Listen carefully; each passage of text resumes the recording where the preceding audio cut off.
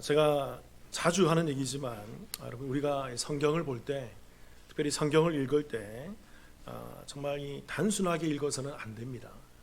우리가 성경을 대할 때 기본적인 자세는 뭐냐면, 하나님께서 우리를 구원하신 그 구원이 무엇이고, 이 예수님께서 이 땅에 오셔서 이루고자 하시는 그 하나님의 구원의 계획과 실행이 무엇이고, 예수님께서 무엇 때문에 이 땅에 오셔서 그 일을 감당하시는지를 잘 아는, 이걸 구속사라 그래요.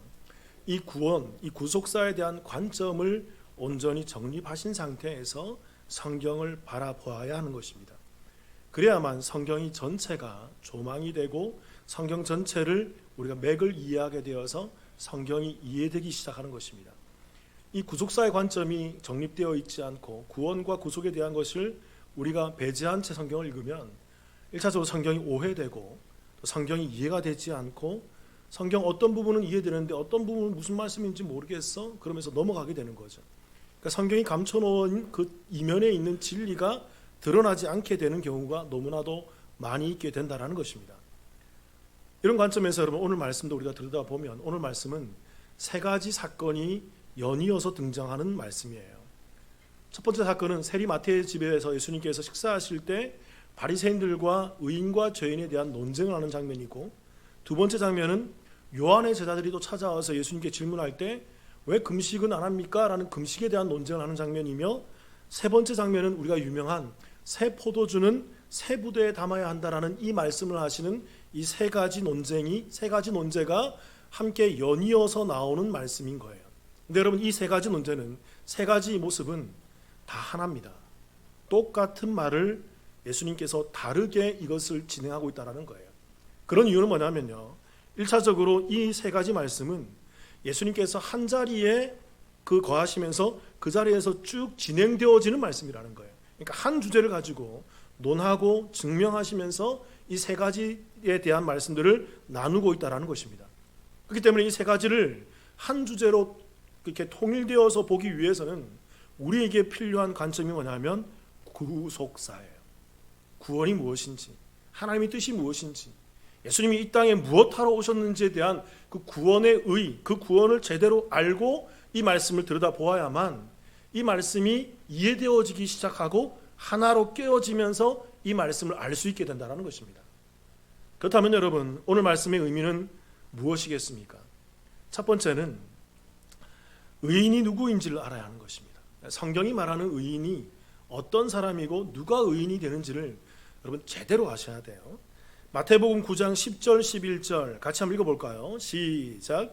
예수께서 마태의 집에서 앉아 음식을 잡수실 때에 많은 세리와 죄인들이 와서 예수와 그의 제자들과 함께 앉았더니 바리새인들이 보고 그의 제자들에게 이르되 어찌하여 너희 선생은 세리와 죄인들과 함께 잡수시느냐. 예수님께서 세리 마태를 제자로 부르시고 그 집에서 함께 유하시면서 식사를 하십니다. 그때 마태만 있었던 것이 아니라 많은 세리들, 죄인들의 대표적인 사람들이잖아요. 유대인들을 로마 사회에 팔았던, 매국노라고 인식받던 죄인들이잖아요. 이 많은 세리들과 또 죄인들, 아마 여러 사람들이 있었겠죠. 그런 사람들이 마태의 집에 와서 예수님과 함께 식사를 하고 있더라는 것입니다. 근데 이 모습을 바리새인들이 목도하게 되고 바리새인들이 예수님의 모습을 지적하는 거죠. 그들의 지적의 내용이 무엇입니까? 11절에 보니까 어찌하여 너희 선생은 세리와 죄인들과 함께 잡수시느냐. 자, 몇 번 설명드렸죠. 왜 이런 질문을 하는 것입니까? 이게 유대 사회의 관습 때문에 그래요. 유대인들은 아무하고나 식사하지 않습니다. 자기 집에 방문하면, 객들이 방문하면 음식은 대접해요. 근데 함께 식사는 아무나 하고자 하지는 않습니다. 어떤 사람하고 할까요? 가족이나 친척이나 나와 종교와 생활과 사상이 같은 사람들하고 식사를 하는 거예요. 그러니까 이들이 식사를 하는 것은 뭐냐면, 나는 이 사람과 같은 부류의 사람입니다. 나는 이 사람과 밀접한 사람입니다라는 것을 증명하는 것이 바로 함께 식사하는 모습인 거예요. 매우 이게 중요한 하나의 관습인 것입니다. 그런데 예수님께서 누구와 함께 식사하고 있어요? 당시 죄인들, 매국노라고 인식받고 있던 세리들, 또 많은 죄인들과 함께 식사를 하고 있더라는 것입니다. 그래서 이 관습 가운데서 바리새인들이 나와서 질문하는 거죠. 어떻게 예수님이 랍비라고 하는데, 선생이라고 하는데 그 죄인들과 그 세리들과 매국노들과 함께 식사할 수 있어? 이 질문은 어떤 일일까요? 예수님도 죄인 아니야? 예수님도 매국노 아니야? 예수님도 나쁜 사람 아니야? 그 의미를 내포한 상태에서 질문하고 있더라는 것입니다. 그래서 이들을 향한 예수님의 대답이 무엇입니까? 그게 9장 12절이에요. 제가 읽어볼게요. 예수께서 들으시고 이르시되 건강한 자에게는 의사가 쓸데없고 병든 자에게라야 쓸데있느니라. 그러니까 예수님께서는 의사라는 거예요. 그래서 예수님께서 나는 이 땅에 의사로 왔어. 그래서 나는 건강한 자를 치유하러 온 게 아니라 어떤 자를 치유하러 왔다? 병든 자. 질문 드려볼게요. 예수님께서 어떤 병을 치유하러 오셨어요? 제가 자주 하는 표현이잖아요, 여러분. 따라해 볼게요. 죄의 병. 이 죄병을 치유하기 위해서 그렇게 특징 지어지는 모든 병이 아니에요. 특징 지어지는 몇 사람들의 병을 예수님께서 상징적으로 치유해 주시는 거예요. 그 죄의 모습을 담고 있는 모습이. 그래서 문둥병자, 그 중풍병자, 혈루증 다음에 얘기하겠지만 그게 죄를 상징하고 있는 어떤 증상을 나타내고 있거든요. 그래서 그들을 특별히 치유해 주시는 것입니다. 그리고 여러분 마태복음 9장 13절 같이 읽어볼까요? 시작. 너희는 가서 내가 긍휼을 원하고 죄사를 원하지 아니하노라 하신 뜻이 무엇인지 배우라. 나는 의인을 부르러 온 것이 아니요 죄인을 부르러 왔노라 하시니라. 예수님께서는 이 땅에 오셔서 나는 의인을 부르러 온 것이 아니라 죄인을 부르러 왔다고 얘기하는 것입니다. 여기서 말하는 이 건강한 자와 병든 자 그리고 의인과 죄인이 오늘 등장인물에서 누구를 가리키는 걸까요? 이 의인, 건강한 자는 누구를 상징합니까? 바리새인들이죠. 이들은 자칭 건강한 자예요. 자칭 의로운 사람들인 것입니다. 왜요? 계속 설명하겠지만 바리새인들은 뭔가를 하는 사람들이거든요. 뭔가를 잘하고 그리고 죄인들과 함께 식사하지 않거든요. 왜요? 나는 그 사람 다르기 때문에. 자기의 의로 말미암아서 그렇게 구분되어지면서 행위를 잘하는 사람들이 바리새인들이에요. 그래서 나는 건강한 사람이야. 나는 의인이야. 나는 괜찮은 사람이야. 나는 착한 사람이란 말이야. 그렇게 주장하는 사람들. 이들을 예수님께서는 의인 그리고 건강한 자라고 얘기하고 병든 자와 죄인은 누굽니까? 마태를 위시로 해서 그 세리와 죄인들을 말하는 것입니다. 이들은 어떤 사람일까요? 이들은 감히 예수님과 랍비와 함께 식사할 수 없는 사람이에요. 그래서 랍비와 식사한다니까 그 많은 세리와 죄인들이 야 랍비와 식사할 수 있어? 그런 랍비가 있어? 그래서 오늘 많이 찾아온 거란 말입니다. 그래서 예수님과 함께 식사를 하는 거죠. 이들은 감히 죄인이기 때문에 나의 의로움과 나의 건강함을 주장할 수 없는 자들인 것입니다. 나는 죄인입니다 라고 고백하는 사람들인 거예요. 그래서 예수님께서 얘기하는 거죠. 이건 역설이에요.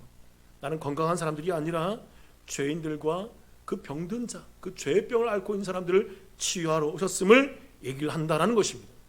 그렇다면 여러분 질문 드려볼게요. 성경이 선언하고 있는 의인은 누굽니까? 이 정립을 잘 잡으셔야 돼요. 이게 정립이 안 되니까 자꾸 성경이 왔다 갔다 하고 여러분 신앙이 헷갈리는 거예요. 다시 질문 드려보겠습니다. 여러분 성경이 말하고 있는 의인은 어떤 사람일까요? 아주 유명한 성경의 한 선언을 우리가 한번 읽어봅시다.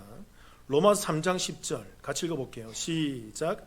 기록된 바 의인은 없나니 하나도 없으며. 여러분 의인은 없나니 하나도 없으며 여기에 예외 조항이 될 수 있는 사람이 있을까요? 없을까요? 아무도 없어요. 여러분 저와 여러분도 예수 믿고 나서도 여전히 우리가 이 의를 우리 스스로에게서 주장할 수 없습니다.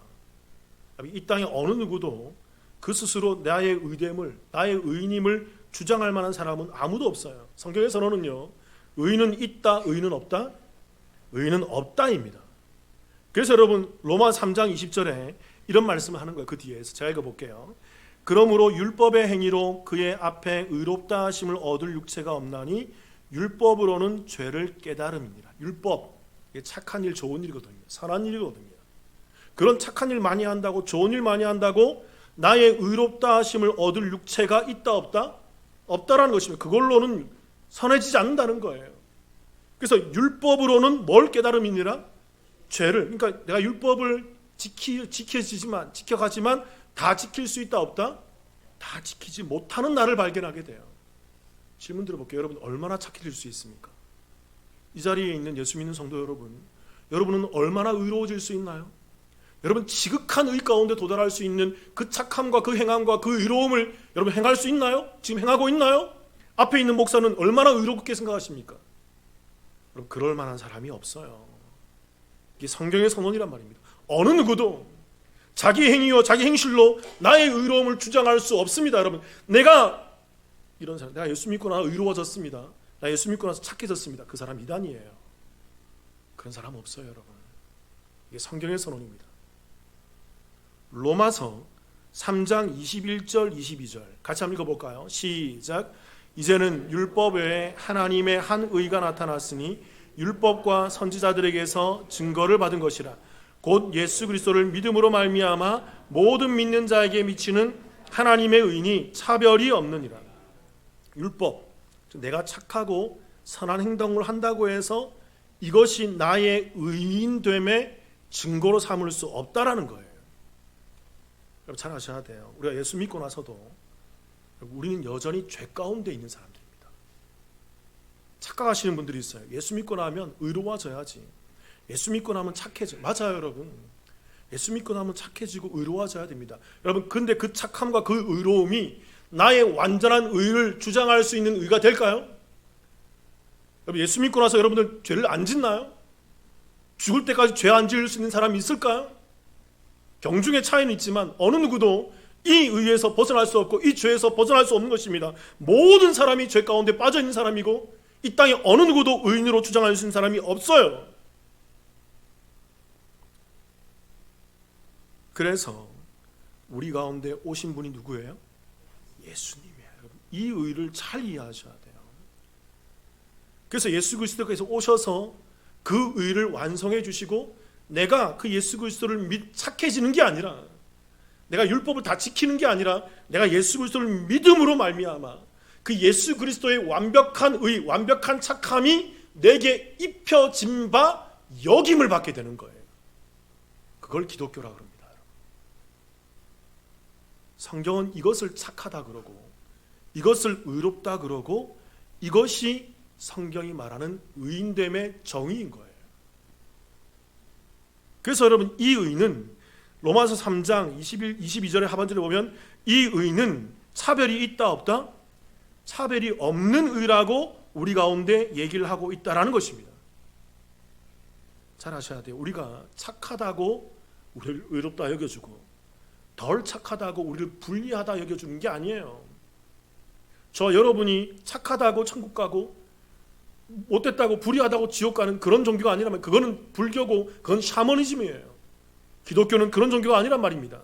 기독교는 예수 그리스도의 의가 완전한 거예요. 그 의가 내게 입혀져서 내가 의로운 존재로 여겨짐을 받는 것, 내가 착해지는 게 아니라 누구의 의로 말미암아? 예수 그리스도의 의로 말미암아 여겨짐을 받는 것, 그걸 은혜라 그러고 그걸 의인이라 그러고 그 의로 말미암아 구원받게 되는 것이 기독교의 정의인 것입니다. 그래서 그 은혜를 입고 그 의로움을 입은 사람들이 그 의에 감사하고 감격해서 나와서 뭘 할까요? 이 자리에서 예배 드리는 거예요. 저와 여러분이 드리는 예배는요, 죄사함의 예배가 아니에요. 우리는 구원받은 자로서 감격하고 감사하기 때문에 우리는 그 행위가 나와서 예배하는 자로 서게 되는 것입니다. 만약 이 자리에 구원이 감격하지 않고 구원이 감사되지 않는 분들이 있다면 그분들께 도전드려요. 먼저 예수 그리스도의 은혜를 입으셔야 돼요. 먼저 예수 그리스도의 의로 말미암는 그 은혜가 뭔지를 알고 그 은혜로 말미암는 구원함을 입으셔야 돼요. 그래서 그 구원이 내게 가치가 있고 그 구원이 내게 감사가 있고 그 구원이 내게 감격이 돼야 돼요. 그래야만 그 사람이 드리는 예배가 참된 예배가 되는 거예요.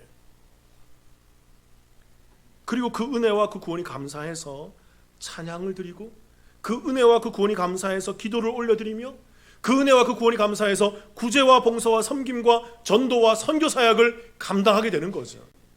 성도들의 모든 행함의 열매의 결실은 어디에서 근거하는 걸까요? 예수 그리스도로 말미암는 구원의 은혜, 그 존재됨에서 근거해 나오는 게 행위의 열매라는 것입니다. 이러한 모습이 여러분 성령으로 충만한 자의 모습이에요. 이걸 성령의 열매라 그래요. 사희와 오자 양충 온절, 사랑부터 그 절제까지 그 9가지 성령의 열매가 그리스도의 은혜로 말미암아 구원받은 의를 입은 자들이 그 구원에 감사해서 열매 맺음으로 나오게 되는 거예요. 그렇게 여러분 성도들이 가장 우선적으로 깨닫고 알아야 되는 것은 이겁니다. 내가 과연 구원받은 사람이 맞는가? 내가 정말 구원받고 예수님의 은혜로 말미암아 의로운 존재가 된 것이 확실한가? 여러분 여기서 시작해야 돼요. 이게 안 되니까 교회 나오면서 자꾸 헷갈리는 거예요. 내가 구원받은 사람 맞나 아닌가. 죄 지으면서도, 내가 실수하면서도. 그런 게 구원이 아니에요. 예수 그리스도의 완벽한 의가 내게 입혀진 그 자체가 그게 구원이란 말입니다. 그게 구원의 완성이란 말입니다. 그래서 그들에게서 나오는 모습이 십계명이고 팔복이고 성경의 율법 조항들로 나오게 된다는 거예요. 마태복음 9장 13절을 같이 읽어볼까요? 함께 읽겠습니다. 시작. 너희는 가서 내가 긍휼을 원하고 제사를 원하지 아니하노라 하신 뜻이 무엇인지 배우라. 나는 의인을 부르러 온 것이 아니요 죄인을 부르러 왔노라 하시니라. 유명한 말씀하시죠. 너희는 가서 내가 무엇을 원하고? 긍휼을 원하고. 무엇을 원하지 아니하노라? 제사를. 긍휼과 제사가 뭘 얘기할까요? 긍휼이 바로 자비, 은혜를 얘기하는 것입니다. 하나님은, 예수님께서는 그 자비와 은혜를 원하시는 거죠. 근데 뭘 원하지 않는다? 제사 드리는 행위를 원하지 않는다는 것입니다. 제사 많이 드린다고, 예배 많이 드린다고, 전도 많이 한다고, 기도 많이 한다고, 그게 구원의 근거가 되지 않는다라는 거예요. 오직 구원의 근거, 의로움의 증거는 오직 그 긍휼, 그 은혜, 그 자비, 예수 그리스도로 말미암는 그 은혜, 그 구원의 은혜가 내게 입혀져서 내가 구원받은 사람이 되는, 그리스도의 의가 내게 입혀지는 것. 내가 착한 사람이 되는 게 아니라, 물론 착한 삶을 살아야 됩니다, 여러분. 이걸 잘 이해하셔야 돼요. 성경이 말하는 의는요, 행위가 아니에요. 오직 예수 그리스도의 은혜에 의한 의를 입는 것 외에는 어떤 것도 의가 될 수 없습니다. 오늘 말씀이 의미하는 바가 무엇일까요? 두 번째는, 우리가 의인이 누구인지 배웠으면 이제 두 번째는 금식이 무엇인지를 알아야 합니다. 성경이 말하는 금식이 뭘까요? 마태복음 9장 14절 같이 한번 읽어볼게요. 시작. 그때에 요한의 제자들이 예수께 나와 이르되 우리와 바리새인들은 금식하는데 어찌하여 당신의 제자들은 금식하지 아니하나이까? 그 의인과 죄인에 대한 논쟁을 하고 있는데, 바리새인과 예수님께서 그때 듣고 있던 침례 요한의 제자들이 그 근처에 있었단 말입니다. 그들이 듣다가 질문하는 거죠. 예수님께 어떤 질문을 합니까? 우리와 이 요한의 제자들과 바리새인들은 일에 이틀씩, 일에 두 번씩 금식을 하고 있다는 것이 그 율법의 정함이거든요.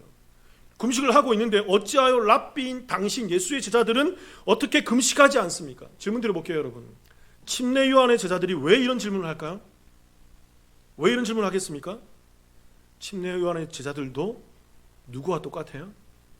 바리새인들과 똑같은 생각을 하고 있기 때문에 그래요.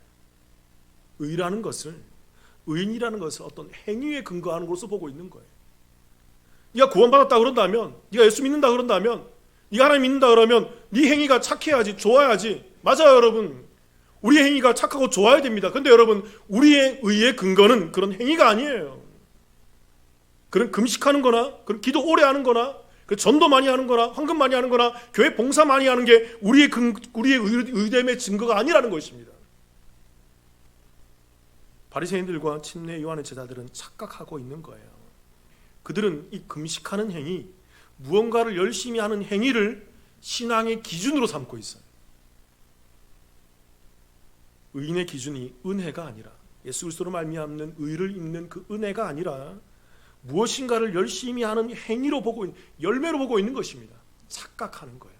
여러분, 이게 애매하지만 이게 오늘날 교회 안에서 이것 때문에 왔다 갔다 하는 분들이 너무나 많아요. 정리 잘 하셔야 돼요. 마태복음 9장 15절을 같이 한번 읽어볼까요? 읽어보겠습니다. 시작.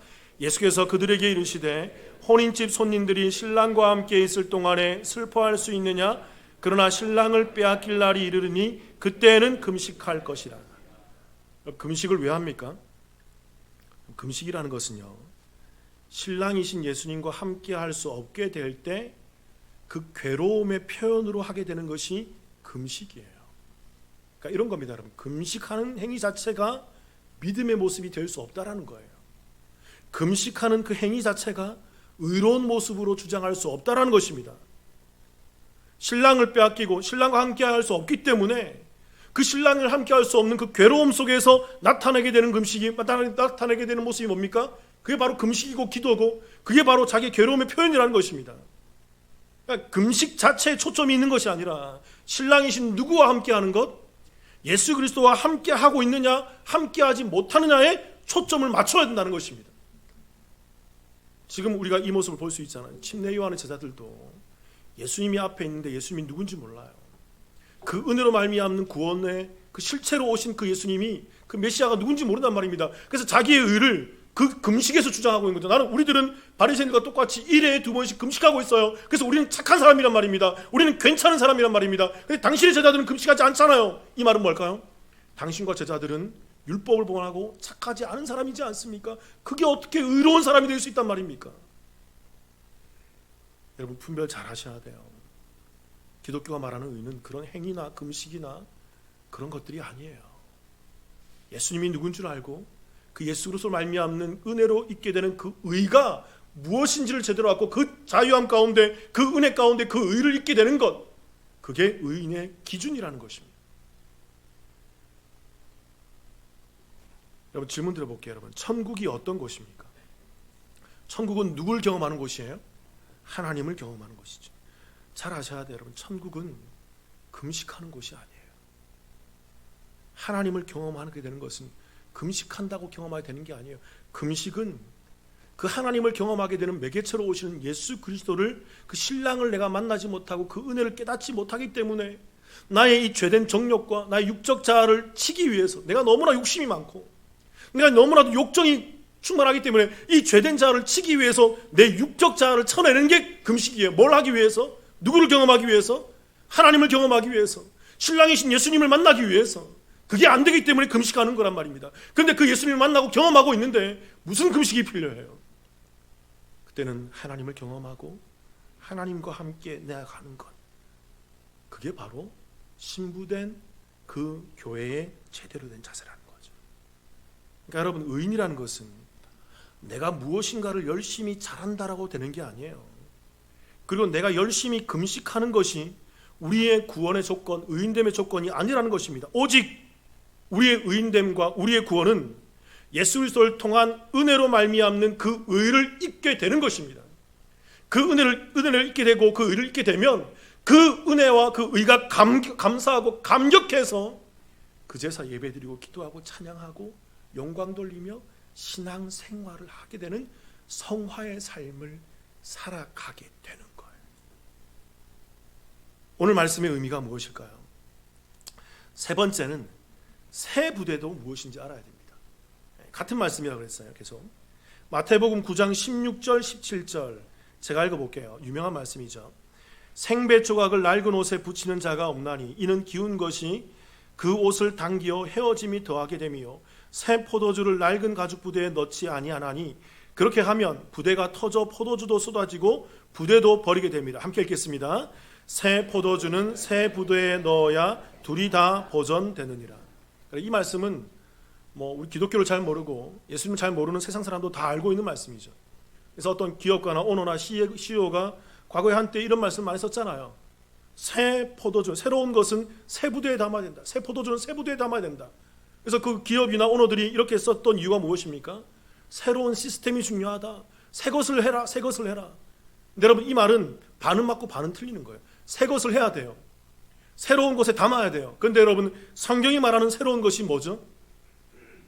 꼭 이렇게 질문해야 된다 그러잖아요. 성경이 말하는 새로운 것이 누굽니까? 예수 그리스도잖아요. 예수 그리스도의 은혜를 통한 구원이 이게 바로 새로운 거예요. 그럼 여러분 질문 드려볼게요. 헌 부대, 헌 것은 뭘까요? 그게 바로 신약이 새로운 것이고 신약이 예수님의 은혜로 말미암는 구원이 새로운 것이고, 그럼 헌 것은 뭐죠? 구약에 있는 뭐죠? 율법을 통한 구원. 율법을 지켜야만 내가 구원받는 사람이다라고 생각하는 그 구원, 그게 바로 헌 부대고 그게 헌 것이란 말입니다. 그렇기 때문에 예수께서 얘기하는 거죠. 이 새 포도주는 새 부대에 담아야 된다. 새 포도주가 뭡니까? 포도주가 피를 의미하잖아요. 예수 그리스도로 말미암는 은혜의 피로 말미암아 구원받게 된 성도들은, 그 의를 잊게 된 성도들은 그 행위가 아니라 그들의 은혜를 통해 부어지는 수요되는 그 은혜라는 새 부대에 담아야 된다라고 얘기하는 거죠. 정확히 행위와 은혜를 얘기하는 거죠. 마태복음 5장 20절 여러 번 말했지만 같이 한번 읽어볼까요? 시작. 내가 너희에게 이르노니 너희 의가 서기관과 바리새인보다 더 낫지 못하면 결코 천국에 들어가지 못하리라. 오늘날 교회에서 기독교에서 오해하는 것 중에 하나가 뭐냐면 서기관과 바리새인들이 나쁜 사람이라는 그 잘못된 인식들이 있어요. 여러분 그렇지 않습니다. 서기관과 바리새인들은 꽤 괜찮은 사람들이었어요. 이 사람들은 율법을 잘 지키는 사람들이었어요. 율법을 수호하는 사람들이었어요. 바리새인들은 목에 칼이 들어와도 율법을 배반하지 않던 사람이었어요. 율법을 잘 지키는, 오늘날로 얘기하면 성인의 반열에 올라가서 정말 괜찮은 사람이었어요. 이들은 과부와 고아를 지나치지 않아요. 이들은 어려운 사람을 지나치지 않아요.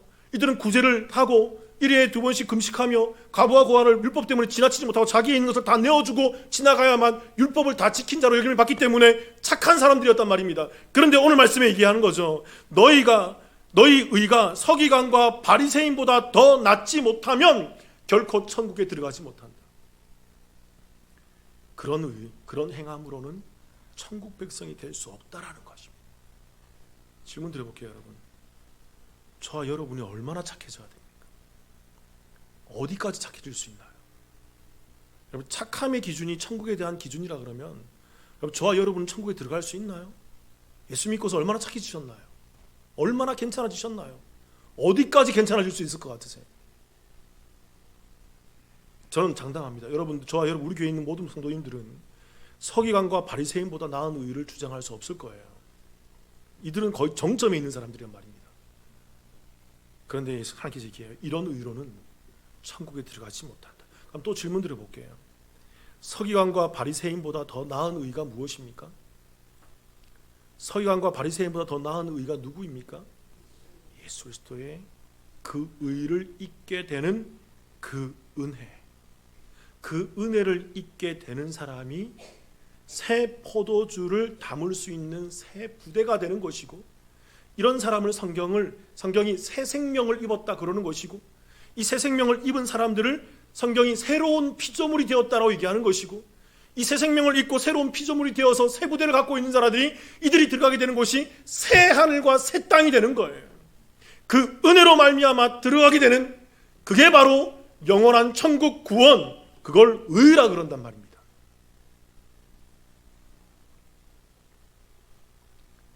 창세기 6장 9절 같이 한번 읽어볼까요? 제가 이번에 또 이 말씀을 보면서 분해하면서 또 다시 하나 더 중요한 것도 발견했어요. 같이 한번 읽어볼게요. 창세기 6장 9절 시작. 이것이 노아의 족본이라. 노아는 의인이요 당대의 완전한 자라. 그는 하나님과 동행하였으며. 노아는 의인이라 그러잖아요. 근데 여기서 말하는 의인, 이게 합성어예요. 의와 인, 사람이에요. 의로운 사람이란 말입니다. 근데 의 자체를 떼서 보면 이 의란 말이 히브리어로 체데크란 말입니다. 이게 제가 예전에 수요일날 상세히 설명한 적이 있는데, 이게 올바름, 의로움, 정의란 말이에요. 근데 이건 법정적인 의예요. 체데크는 선언적인 의예요. 그러니까 법정에서 이 사람은 의로운 사람이야 땅 해버리면 이제 그 사람은 의로운 사람이 되어버리는 것입니다. 이걸 법정적인 의, 체데크라는 것입니다. 그러니까 노아는 이 법정적인 의, 체데크 의, 그가 잘하지 않았는데도 하나님께서 의인, 의로운 사람이라고 여겨주시는 그 의를 받은 사람이란 말입니다. 그리고 여러분, 여기서 숨어있는 뜻이 하나 더 있어요. 의인이라고 할 때 인, 사람이라는 말을 이 히브리어로 번역을 해보면 이게 에노시란 말입니다. 예전에 설명한 적이 있어요. 에노시가 연약한 사람, 병든 사람인데, 이 에노시에 파생된 그 어원을 찾아보면 이 말은 아나시란 단어에서 파생되어 나온 단어예요. 아나시는 고칠 수가 없다, 부패하다, 연약하다, 죽어있다, 그런 의미예요. 그렇게 여러분, 이 노아가 의인이 되었다라는 것은, 여러분 여기서 우리가 어떤 것을 알 수 있을까요? 히브리어 이 단어 의미만 봐도 우리가 어떤 것을 알 수 있을까요? 노아도 노아 홍수 때 죽었던 그 수많은 사람과 동일하게 어떤 사람이었어요? 부패한 사람이었어요. 연약한 사람이었어요. 그것도 고칠 수 없는 죄인이었단 말입니다. 그런 죄인이었던 노아에게 하나님께서 체데크를 주셔서 노아 너는 괜찮은 사람이야, 노아 너는 의로운 사람이야 라고 그에게 그 의를 입혀주시는 것입니다. 다시 띄워보세요. 6장 9절 이것이 노아의 족본이라. 노아는 그래서 그 의를 입은 연약한 사람이 되었고, 그래서 그가 당대에 어떤 사람이 되었더라? 완전한 사람이. 여기 완전하다는 말이 히브리어로 뭘까요? 이게 담임이죠. 이게 완전한, 순결한, 흠없는. 제사장들이 그 제사 드릴 때, 성막에 제사 드릴 때 흠없는 제물을 드렸을 때 담임이라고 외치면서 이건 합격이야, 흠이 없어 라고 외쳤던 그 담임. 여러분, 노아가 흠이 없게 될 수 있었던 비결이 뭡니까? 그는 부패한 사람이었어요. 그도 죄인이었단 말입니다. 여러분, 노아가 홍수 이후에 죄를 지었어요, 안 지었어요?